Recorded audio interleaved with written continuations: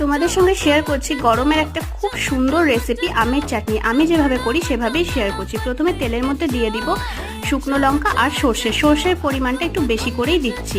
তারপরে ভালো করে ফোড়ন দেওয়া হয়ে গেলে দিয়ে দিব আমগুলোকে আমি এইভাবে কেটে রেখেছি, আটি শুদ্ধ কিন্তু আমি দিয়ে দিচ্ছি তেলে। তারপরে একটুকু দেরি না করে একদম সামান্য পরিমাণে নুন আমি দেব। এই চাটনিতে কিন্তু নুনটা খুবই কম পড়বে। আমার প্রসেসে করলে চাটনিটা খেয়ে দেখবে খুব ভালো লাগবে। তারপরে দিলাম হলুদটা তো দিতেই হবে কালারের জন্য। তারপরে দিয়ে দিব জলটা যখন ফুটে আসবে তখন দিয়ে দিব চিনির পরিমাণটা আমি অনেকটাই বেশি দিয়েছি। তোমরা যে যেরকম খাও সেরকম দেবে। এর বদলে কিন্তু গুঁড়ো দিতে পারো, বেশ ব্যাপারটা হেলদি হবে। চিনিটা দিয়ে দেওয়ার পরে যখনই ফুটে আসবে ব্যাস হয়ে গেল আমাদের আমের চাটনি রেডি। দেখো কি দারুণ হয়েছে না দেখতে, খেতেও কিন্তু খুবই ভালো লাগবে। তোমরা একবার করে জানাবে কীরকম লাগলো। আর এই ভিডিওটা ভালো লাগলে অবশ্যই